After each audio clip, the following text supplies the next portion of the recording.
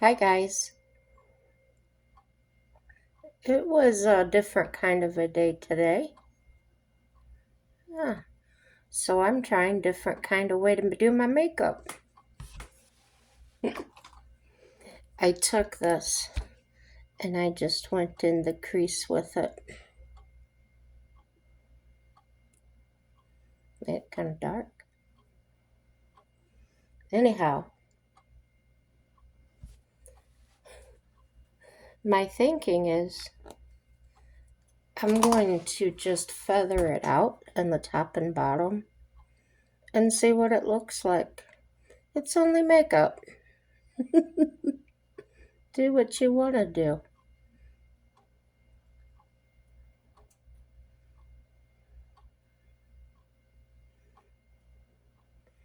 So, here's what happened today, guys.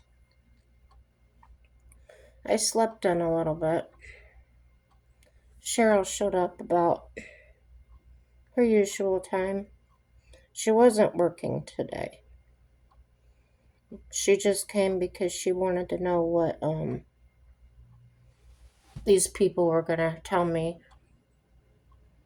as far as getting me some financial help, okay? She wants to be involved in everything. And I don't mind.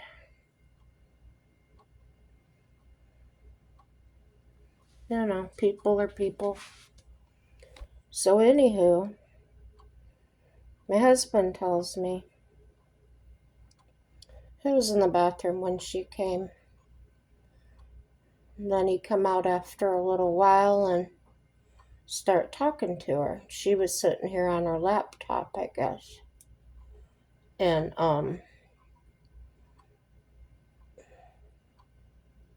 he asks her if she tried getting me up. And she says, yeah, I couldn't get her up. So he tells her, well, I'll go try. So he comes in there and tries. And he said, all I said to him was, I was up all night and I'm tired, let me sleep. Now, of course, I don't remember any of that, but so he came in about 10 and he says, your appointment's going to be here at 11. You probably need to get up. And I got up.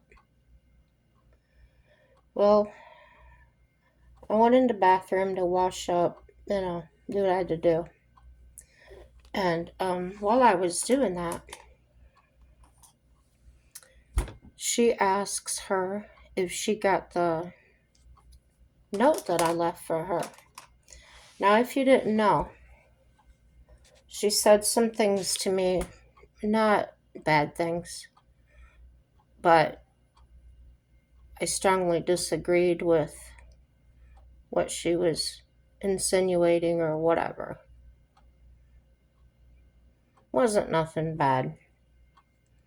So, I have a problem. I know if you watch my videos, sometimes I'll be staring like, what was I going to say? So to avoid any of that, I wrote her a note, and I was going to sit with her and have her read it. So, and I was right there to either talk about it or answer questions or whatever.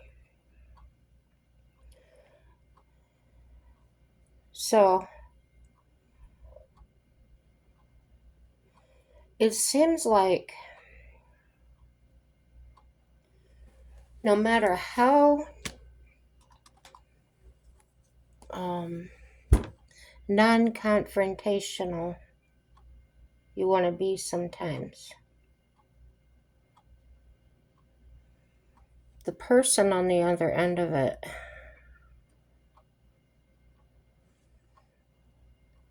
can get butt hurt. And that's what happened. So anywho, this is all going on. I hear her while I'm in the bathroom. I hear her kind of, when I say going off on mic, I'm not talking about yelling at him. I'm talking like she's venting. I don't believe she said that, that kind of stuff. So I pick up my pace. I want to hurry up and get out here. So just let's calm down and talk about this like adults or whatever. So I came right out. And right as I stepped into this room, she was going out the door. I said, "Where are you going?" "I gotta go." "So you can't leave me like this." "I'm not working today. I just came over here to do you a favor." Oops, put on the brakes right there. That's an indicator to me that that's someone that is way too involved.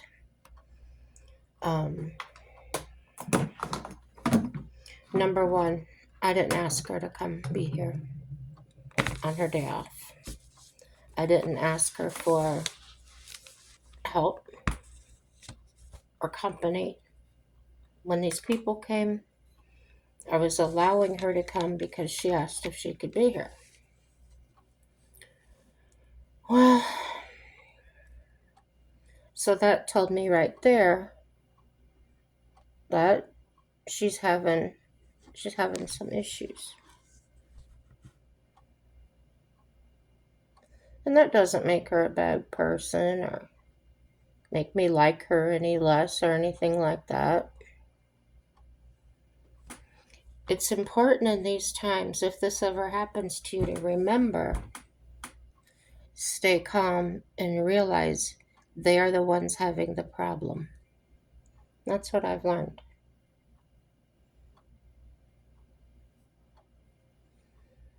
And I can't fix it for her.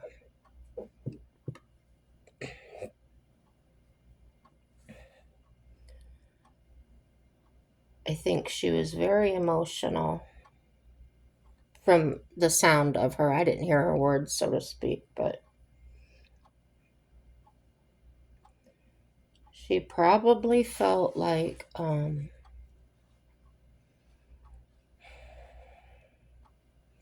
I don't know if she felt like she was helping or, I have no idea what her feelings were because she hasn't told me yet.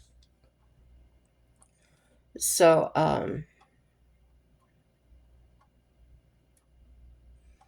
now up here I put that nudish color, and right here I just put a little bit of white. These here are just shadows because I'm real deep. My socket's real deep there.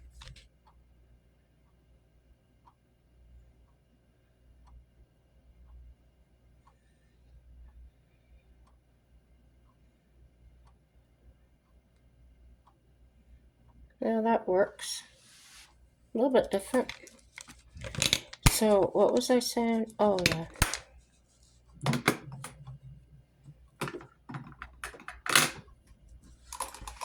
So, I'm not saying any of this to be a complainer by any means or to talk bad about my caregiver.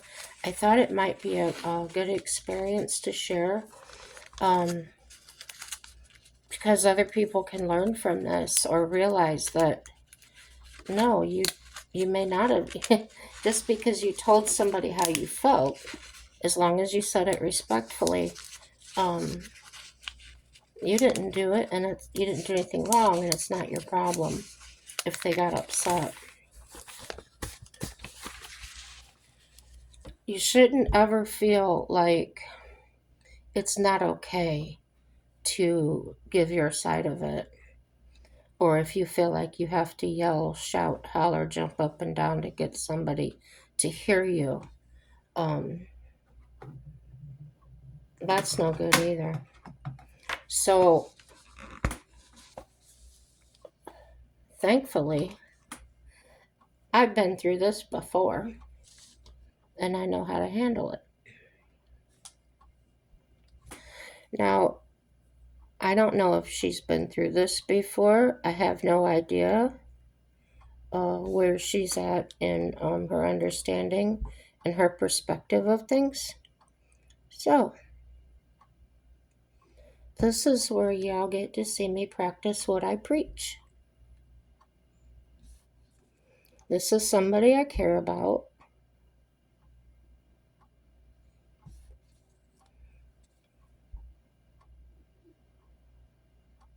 And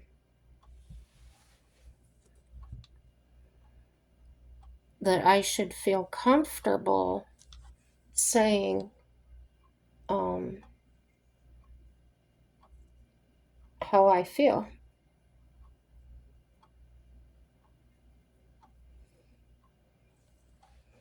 In other words, I can have my own thought process, right? Okay.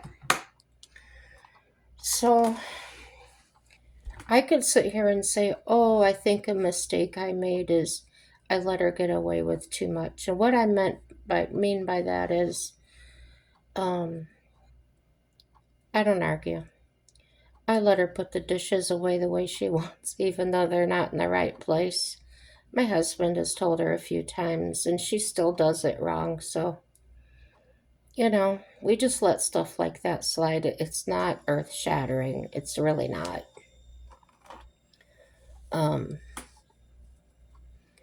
So she busts her tail. Whenever she comes in here, she comes in the door, hits the floor running, and puts her bag down, and she's got to start dishes, and she's got to do this, and she's got to do that. And just goes like a house afire. Well, I've done caregiving before, so I feel like I have quite a bit of insight into the situation. Also, even though I didn't experience what she is herself, I've seen other caregivers do this. So I can recognize the symptoms or the signs.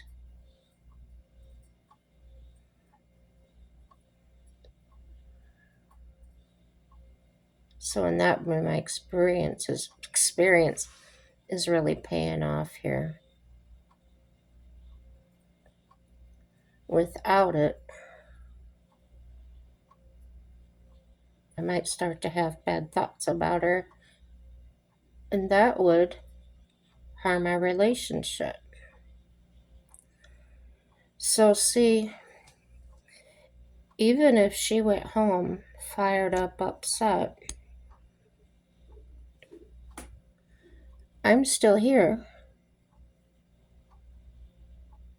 waiting for her to get it out of her system. And then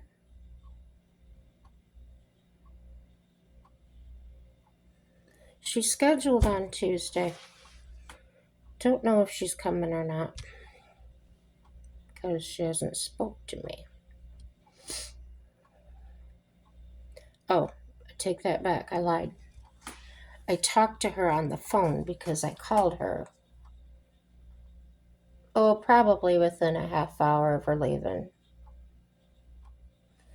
She just lives down the street, so I waited a half hour. I thought, well, she'll go home, maybe take her dogs out. I tried to be courteous.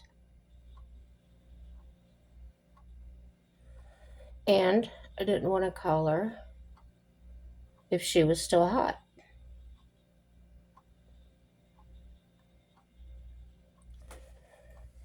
Timing is everything.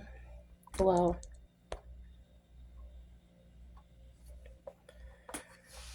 we get on the phone.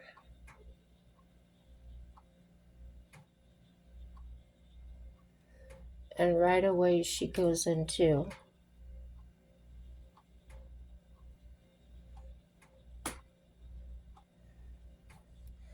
instead of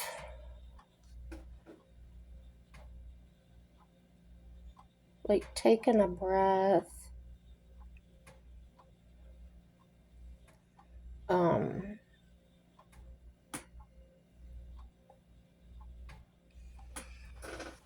sorry, I'm pausing my words. I'm not trying to string you along. I'm trying to get this eyeliner right. I always have trouble with this one because I'm crossing my arms. Okay. So instead of going into, well, I saw you wrote this. And then going into that, she just starts bombarding me with a concoction of it all, mixed up, jumbled up into whatever she's created in her mind. So when she's saying it, it's coming out as something totally different than what I said and what I meant. So I sat there and let her talk and let her go off, let her get her angst out. I'm not feeling any emotion at that point, not getting emotionally involved in it. I kept the perspective that I was communicating. As she asked me to do several times, she said, if I ever do anything wrong, let me know, just let me know. Um, so I knew by the evidence I had, see, get that evidence. And my evidence was her telling me to let her know, to communicate with her, blah, blah, blah. So that's what I did according to her specifications, what she required, and respected her that way, and that's what I did. However, she didn't know herself well enough, right? The evidence of that is how she responded to it. It's very different to say, oh, tell me anything you want to. It's fine. But then when it's said to you, you can't handle it. And that's because you didn't realize what you were giving permission for. And I feel in a lot of ways,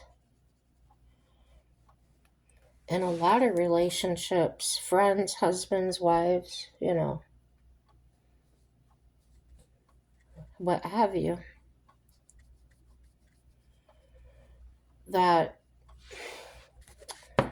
oh, was it? I think it was Alan Jackson did a song, felt pride was the chief cause of the decline in the number of husbands and wives. I believe that. That song goes right along with that.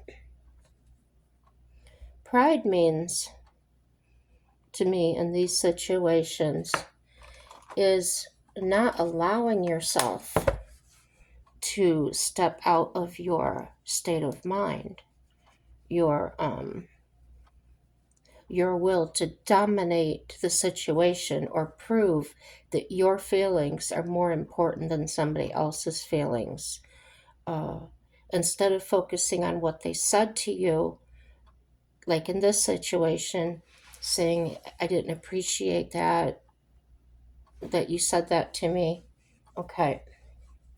So instead of just reading that and remembering or thinking that if I had a problem, she told me to let her know. But no, she got all emotional, got upset, probably got her heart racing, her adrenaline going,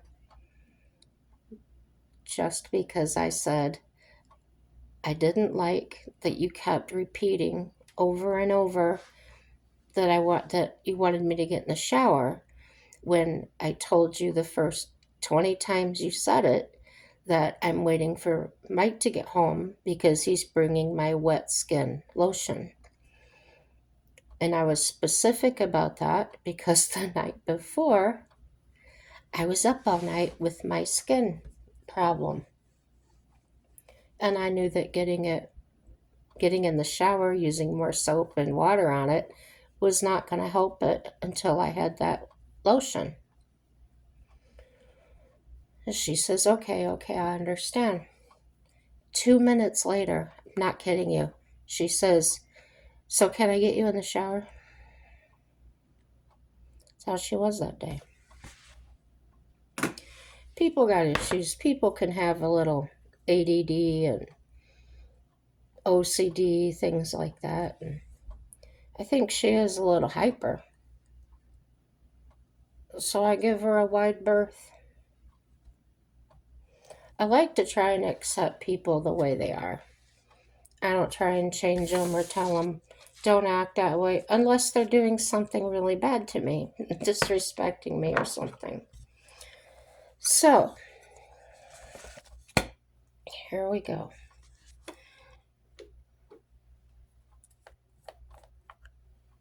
She says to me, usually she's big, wanting me to eat and stuff like that. And if you've been watching, you kind of know these things. Little issues I've been having along the way. Well, the other day, I think I told you I had to go get a CT scan on my knee. I had to measure for the robot or whatever to do my knee surgery. Well, and she had a dentist appointment. So she says, oh, just ride with me. We'll go together. And we did, and it worked out fine. So I had taken my pills that morning, 2 of which are Adderall. So I made a big mistake. I didn't eat before I left. And so I started feeling pretty sick to my stomach in about 2-3 hours. And I had to go to the Dollar General to get some, I don't remember. Oh, I was getting eggs. My gosh, they had a sale on eggs. Believe that? $4 a dozen. Yeah.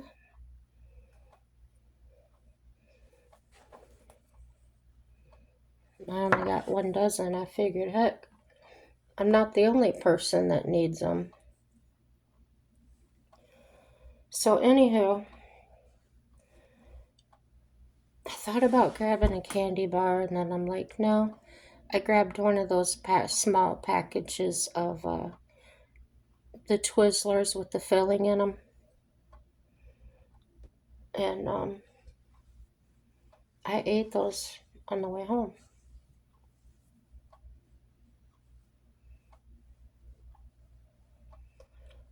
And then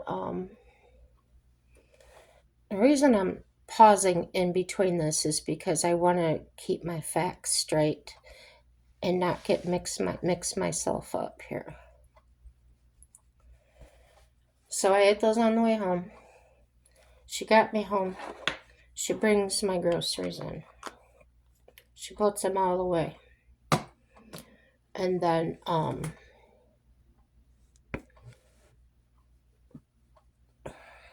she leaves. So today on the phone,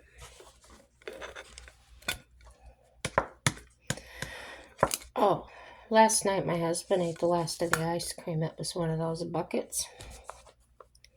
And he had left the bucket, the empty bucket, sitting in the sink. So when she came in, she saw that there. So here's what she does. She leaves, she goes home, I call her. You know all that. She starts blowing up on me about my sleep and my nutrition and my this and my that. And I said, what are you talking about? You ate all that ice cream when I brought you fruit over, and that was another thing. When we had gone shopping that day, we both bought fruit, the same fruit. I bought bananas and she bought pineapple. So we both had grapes and strawberries. The only difference was I got bananas and she got a pineapple, okay? So she comes over here Thursday and she brings one of those red Solo cups and it's got grapes and strawberries and pineapple in it. And I have yogurt in the refrigerator. She knows this. She makes my smoothies with it in the morning. But she brings me over yogurt. Don't need yogurt, have yogurt. So, back to the ice cream story. I made you that fruit in there. If you had to have a snack or something, you should have eaten that fruit. Well, now you're crashing, girlfriend. Something's wrong with her. And I can see this. There's something going on the bridge of that shop. And then, she had said to my husband, this is the most ridiculous thing. And neither one of us can figure out where this is coming from. There's absolutely no truth to it whatsoever. She tells my husband that I am telling people I'm not diabetic.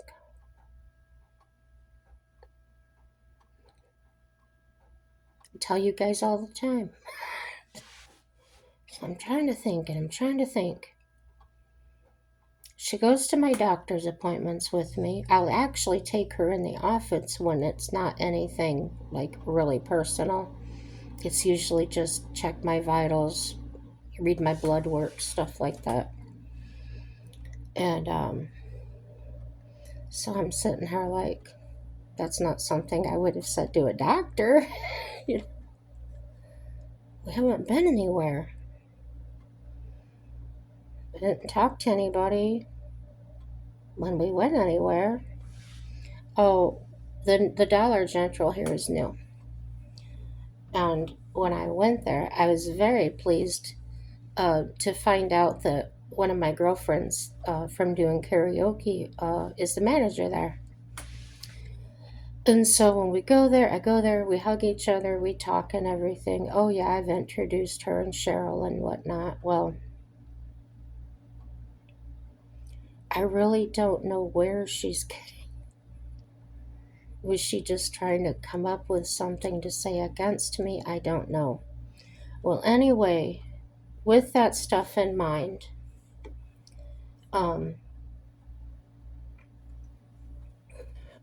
I did fact check myself. I told you I have 2 caregivers, and the other one doesn't work in the wintertime, so she'll be coming back here. I think she comes back a week from Tuesday. I called her today, and I said, I gotta check this out because I think I'm losing my mind. And she goes, what? And I told her what was going on, and she says, that's so weird. I said, don't I tell people when they come? She goes, yes. She goes, first day you run right down everything, what to say to you, not to say to you, things that trigger you because of your PTSD. One of those is anything, like if you swing your arms like anywhere where I can see it, not right in front of me. Obviously right in front of me I can see exactly what you're doing. An example is my husband was killing a mosquito. I was doing something at the kitchen counter and he clapped really loud. Everything went flying and I cried.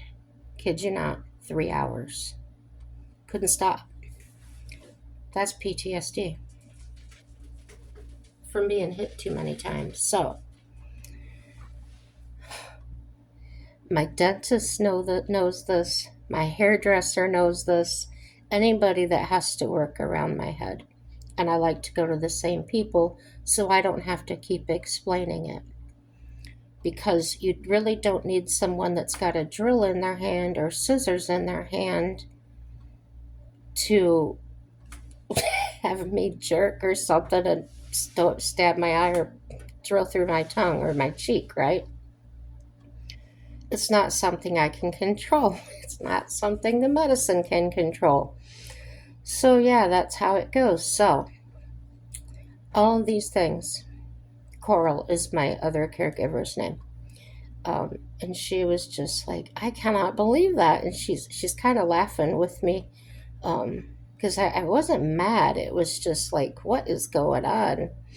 And I wasn't gossiping about her. It was just, this is happening type of thing. It wasn't like, oh, she's so stupid, or no, we don't talk like that. So I wanted to get into this because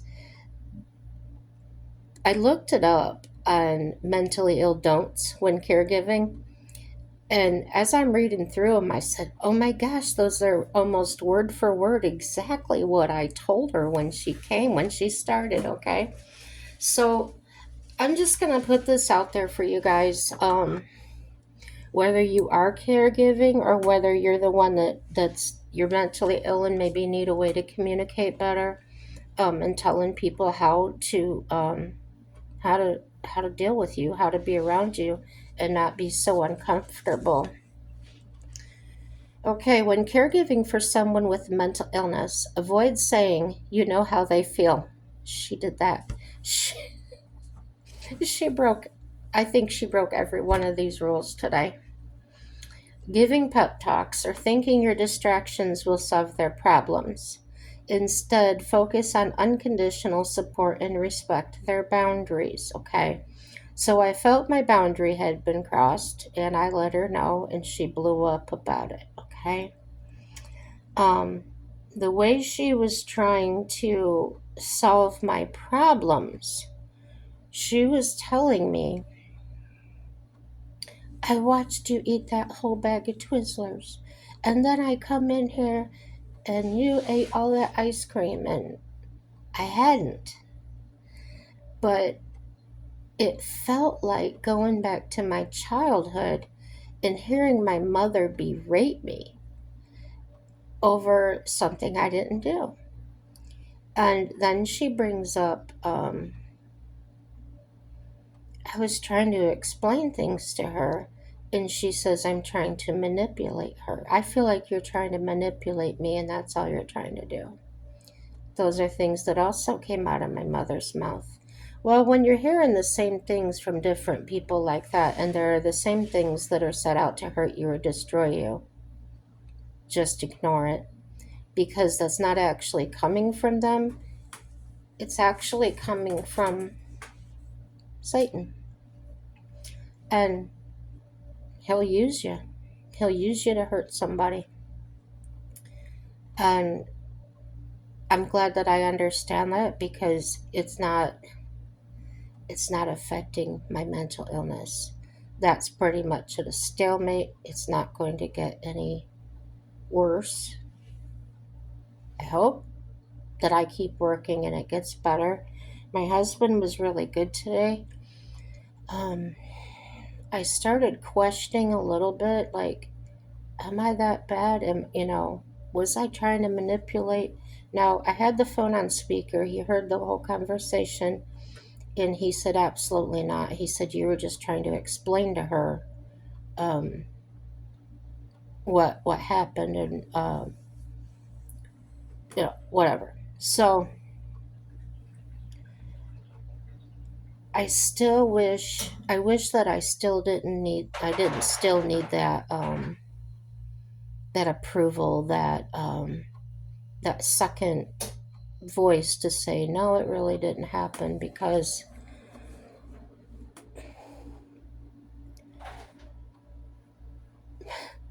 if you know, you know. But I was raised by a narcissistic mother, and gaslighting was a big thing. So it did leave me second guessing everything. So don't know if that totally will go all the way away, but my husband reminded me today that I'm a whole lot better than I was when we met. So that's a positive. So, oh, the other thing she said, I know just how you feel. I said, do you now? Go ahead and tell me what it's like. And I wasn't being sarcastic. Well, I know what it's like to be depressed. I know what it's like to have PTSD and da da da da da da da da. So, well, I'm sorry you had to experience that.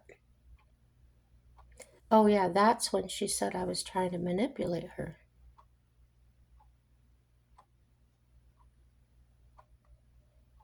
Big question mark over my head. What? So,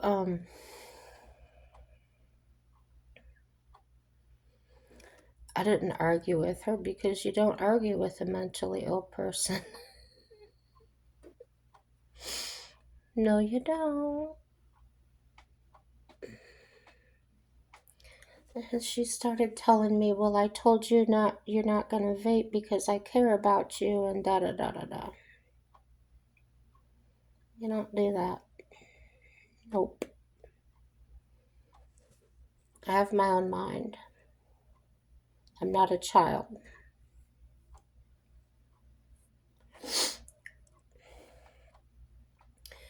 So this is such an exciting subject because it all happened today. So here's what else. Well, what I'm reading to you is what she did. Here's a more detailed breakdown of don'ts when caregiving for someone with a mental illness. Don't say you know how they feel. Avoid minimizing their experience or making assumptions about their emotions. Don't give the person a pep talk. Instead of offering platitudes, focus on providing practical support and encouragement. Don't think your distractions will solve their problem. Mental illness is a serious issue, and simple distractions won't address the underlying problems. And I have noticed her doing that, come to think of it. Don't push or pry if they don't want to talk about it. Respect their boundaries and allow them to share information when they are ready. And that is something that she did that day also, but I didn't put it in my letter. What she had said to me was, I've got a real problem with you sleeping all day. You need to be up. You need to be sleeping at night. Well, that's caregiving 101. If you ever caregive before, you'd never. You. You don't do that. So glad I have experience. I tell you, oh, ooh, that would have set me off. And berating a person that has handicaps, disabilities, mental illness, all these things. Um, and this is the example I gave her when I interviewed her. Telling me that depression is mind over matter. Telling me that I can just pull myself out when I want to is like telling a person with no legs that they can walk, that it's mind over matter.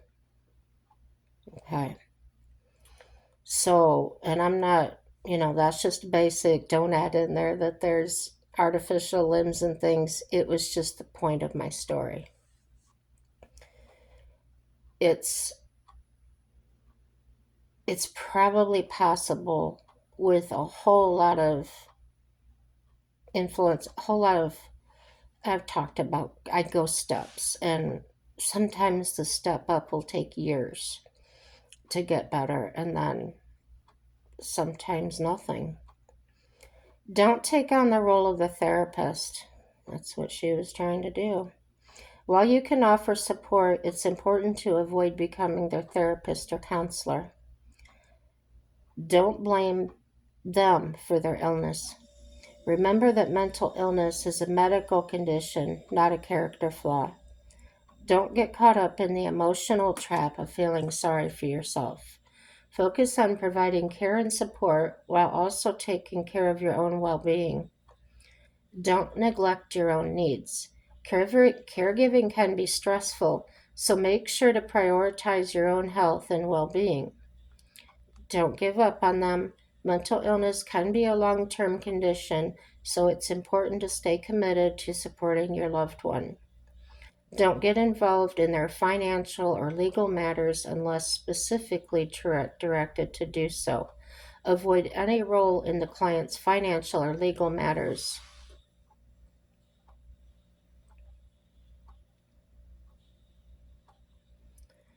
That was the AI overview.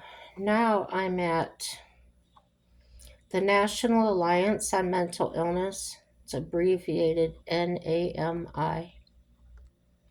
And it's advice for mental illness caregivers. And this was posted November 10th of 21. And it's by Catherine Ponte and Izzy Goncaves. And this starts out, I have serious mental illness. As a result, mental illness has become a part of my partner and caregiver Izzy's life as well. He and I have both learned a lot in our challenging 18-year journey to recovery. We'd like to share several lessons that have helped us to navigate recovery. They say, meet your loved one where they are. Helping a loved one with mental illness often begins by identifying where they are in the 5 stages of change and advice for what you can do accordingly. Number 1, pre-contemplation. Not interested in help. Demonstrate empathy and avoid judgment. 2, contemplation.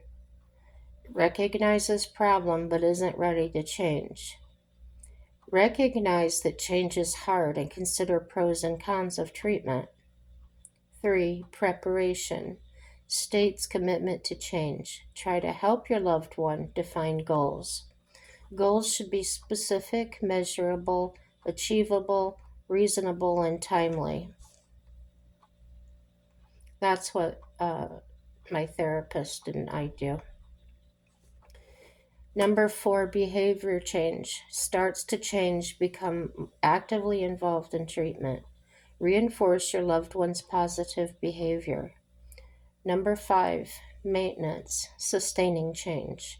Offer your continuing support. It's important to listen for change talk and act on it by providing support, comfort, and encouragement at each stage.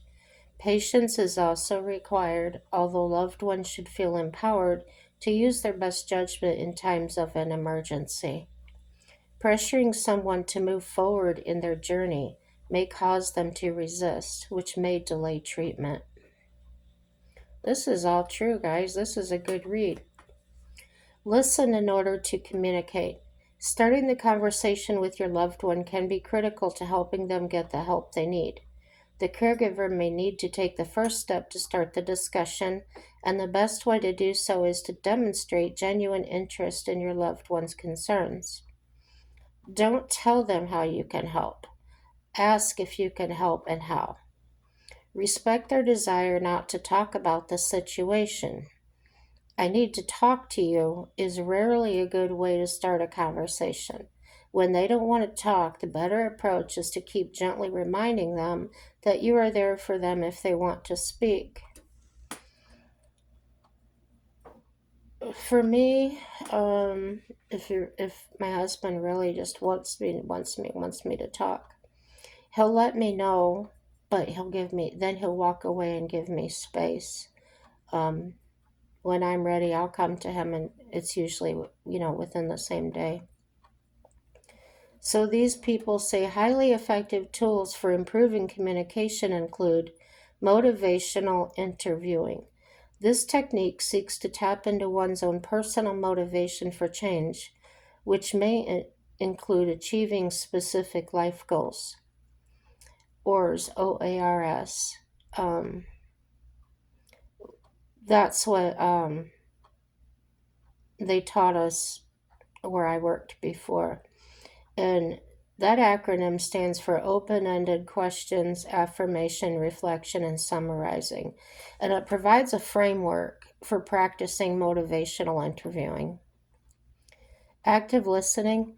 This form of engaging involves listening to what a person says and then reflecting what was said in a way that demonstrates understanding.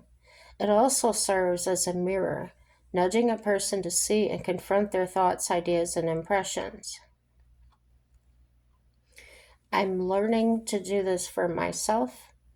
Like I said before, doing these videos, I put it all on here. I rewatch it, I watch it again, I post it, and I watch it again. And not all of them. some of them are pretty boring. I'm not afraid to, ashamed of it, but these kind of videos I will watch. There's something about watching myself saying it that changes my brain. It helps me understand it better.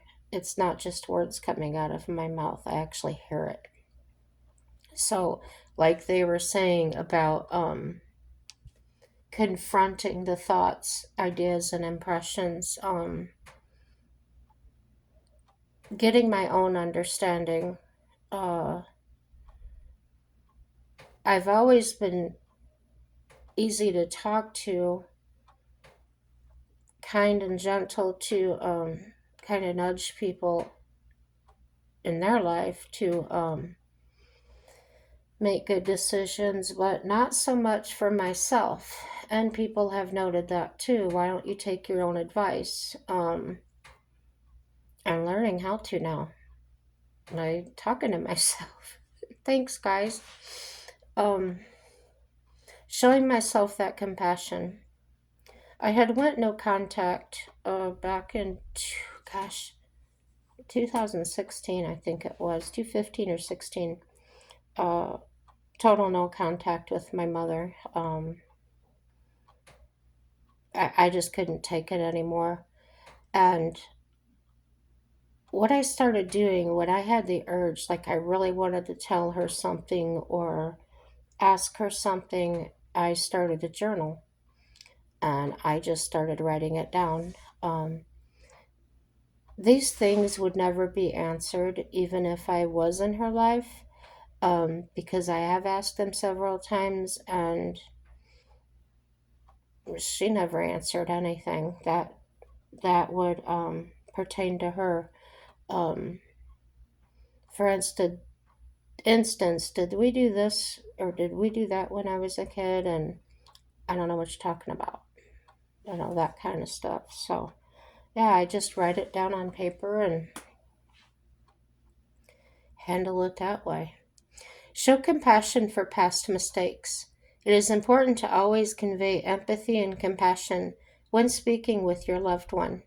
This includes talking about the past. Many people with mental illness are aware of some of the inappropriate things they did when ill. In fact, they may often obsess over their regrets and mistakes. It may be best not to raise these incidents if you see that your loved one is actively trying to improve their behavior. Mentioning them may make it harder to move forward in their recovery.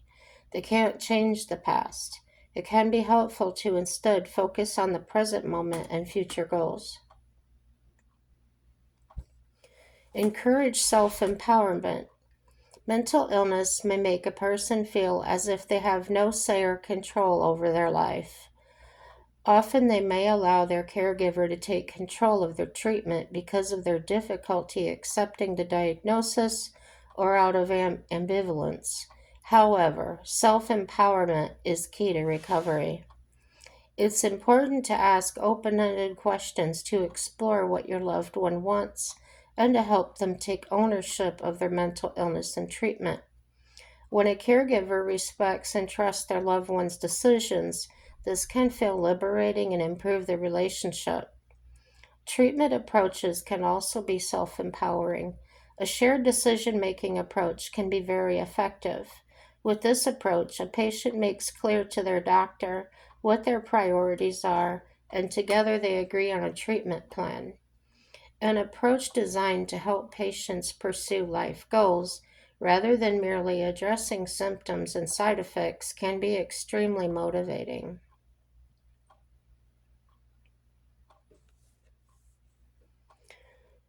Nobody had to do this with me. Nobody had to tell me tell me I was wrong. I realized when it happened.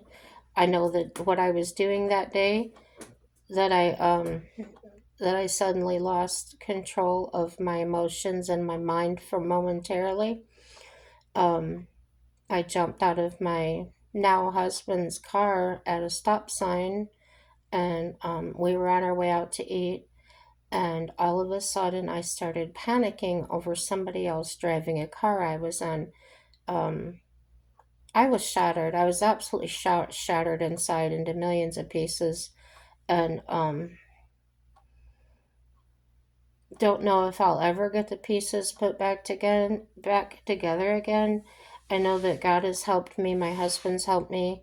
Um, a lot of the pieces are put in differently. Therapy is helping me, but as far as they'll never fit together the same.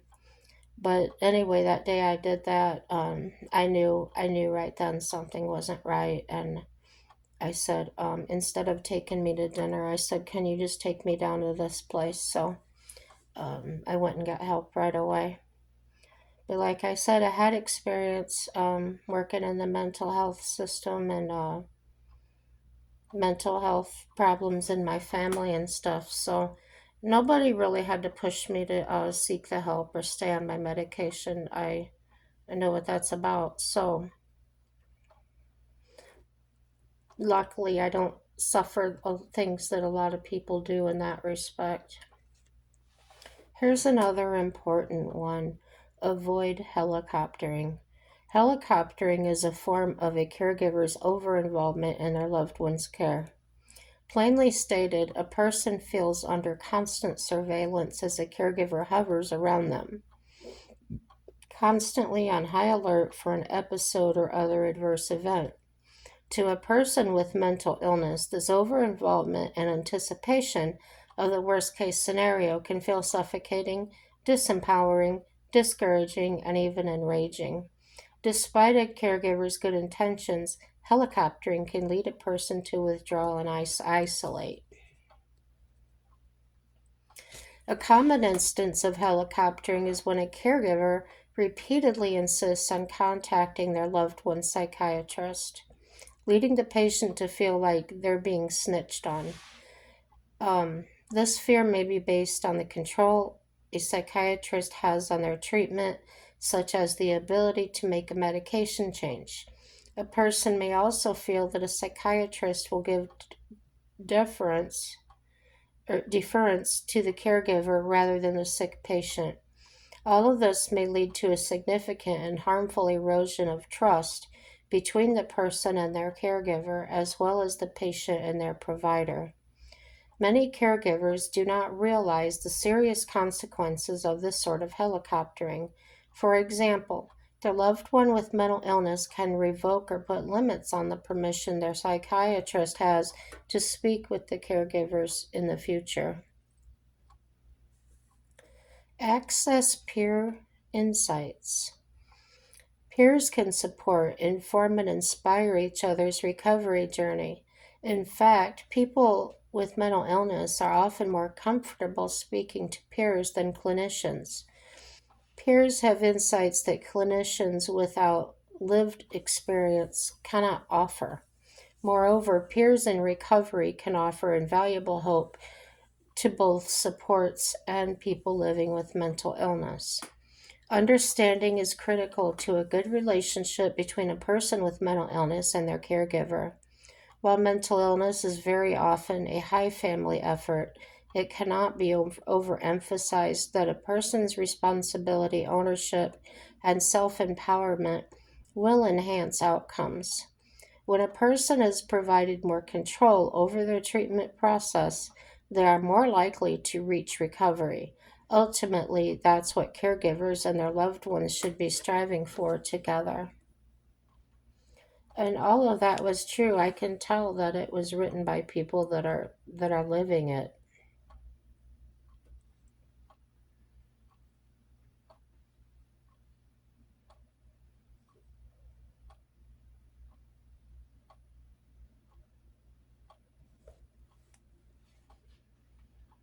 Here's some good advice. Here's like 5 things here. Being an effective caregiver for a mentally ill client. Get educated. A good place to start is to become educated about mental health. Encourage treatment. Recovery from a mental illness is possible. Give freedom. This tip can be scary for you as the caregiver and potentially for the individual you are helping. Be a friend and take care of yourself.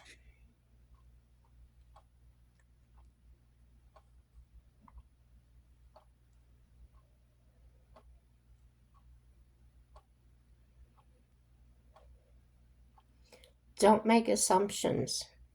Don't expect every day to be the same. Don't go to the point of burnout. Don't withhold care.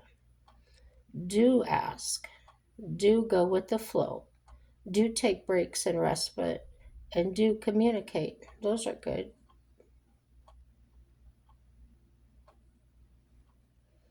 Here's Palmdale Regional Medical Center. It's a Southwest Healthcare.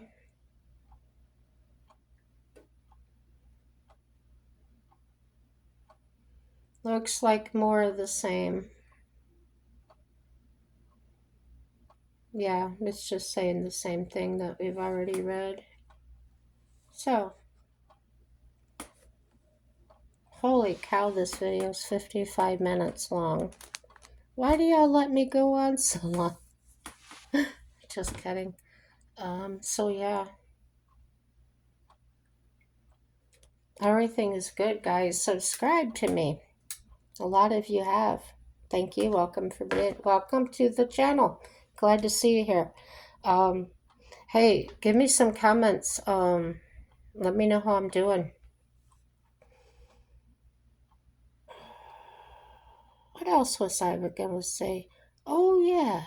Tell me if you like it. Tell me if you dislike it. Share it with your friends or your enemies. It's all good. No matter what's going on, we're all going to be okay. It's all going to work out for our good. You watch and see. And have a happy day. Bye-bye.